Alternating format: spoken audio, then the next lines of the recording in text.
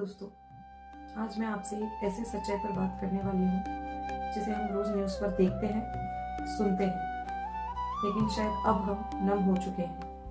क्या आपको पता है, जब तक ये वीडियो खत्म होगी इंडिया में तब तक कम से कम 4 से 5 महिलाओं के साथ किसी न किसी तरीके से जुर्म हो चुका होगा। लोग कहते हैं बेटी बचाओ, लेकिन किससे बचाएं? बाहर के उन दुश्मनों से या जो घर के अंदर बैठे हैं उनसे। आज हम डेटा की बात करेंगे। आज हम उन मासूम बच्ची के बारे में बात करेंगे जो 2026 के शुरुआती महीनों में ही दरिंदगी की शिकार हुई है। NCRB national crime record bureau की लेटेस्ट रिपोर्ट के मुताबिक साल भर में लगभग 4.5 लाख केसेस महिलाओं के खिलाफ रजिस्टर होते हैं, यानी 51 FIR प्रति घंटा। ये तो वो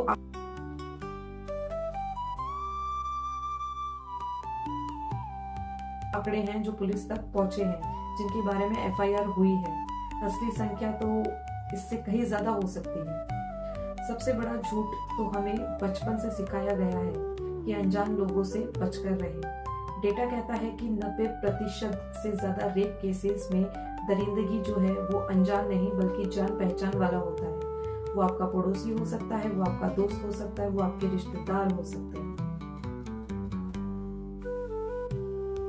क्राइम रेट की बात करें तो दिल्ली में 144.4 और तेलंगाना में 124.9 जैसे राज्यों में सबसे गंभीर हालत है। इसका मतलब ये नहीं है कि कहीं और किसी स्टेट में जो है वो ये क्राइम्स हो रहे हैं पर इस रेट से कम हो रहे हैं। हो सकता है कि शायद वहां पर जो महिलाएं हैं वो थोड़ा बोलने की हिम्मत कर रही हैं।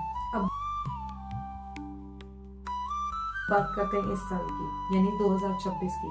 सिर्फ पिछले 2 महीनों में रेप केसेस इतने देखने को मिल रहे हैं, जैसे कि गुरुग्राम में सिर्फ 3 साल की बच्ची, जी हाँ 3 साल की बच्ची जिसका रेप किया गया और उसे फिर मार दिया गया।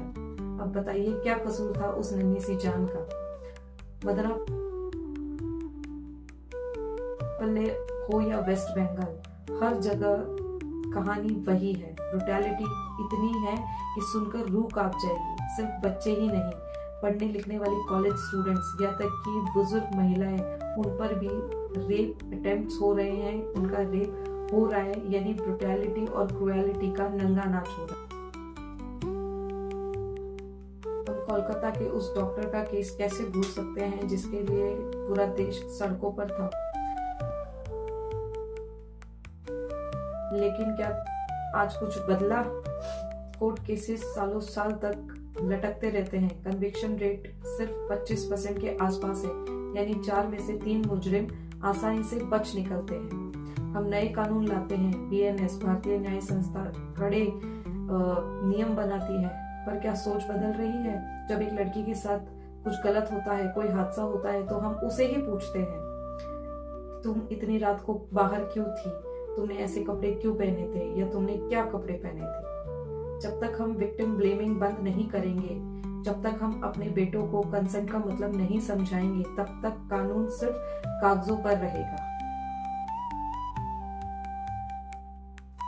जब कॉलेज में पढ़ने वाली लड़कियां, जॉब पर जाने वाली लड़कियां या कोई बुजुर्ग महिला, जब इनके साथ दुष्कर्म होता है तो बड़ी आसानी से लोग कह देते हैं कि जरूर गलत कपड़े पहने होंगे या जरूर देर रात तक बाहर होगी, उसे क्या जरूरत थी वहां जाने की।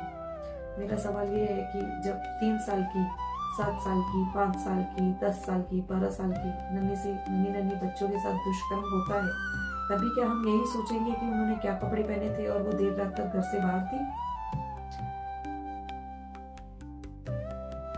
किसी को इन हैवानों की जो दरिंदगी है वो क्यों दिखाई नहीं देती? इनकी मानसिकता दिखाई क्यों नहीं देती?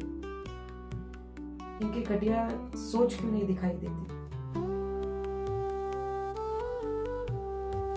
अगर आप ये वीडियो देख रहे हैं तो सिर्फ रेस्ट इन पीस लिखकर मत छोड़िएगा।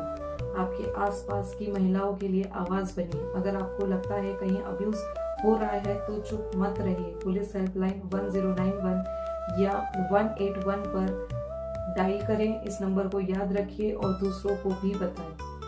मैं प्रियंका खन्ना द अनफिल्टर्ड से आज आपसे ये सवाल पूछना चाहती हूँ, क्या हम वाकई एक विकसित देश बना रहे हैं जहाँ हमारी बेटियाँ सांस लेने से भी डरती हैं।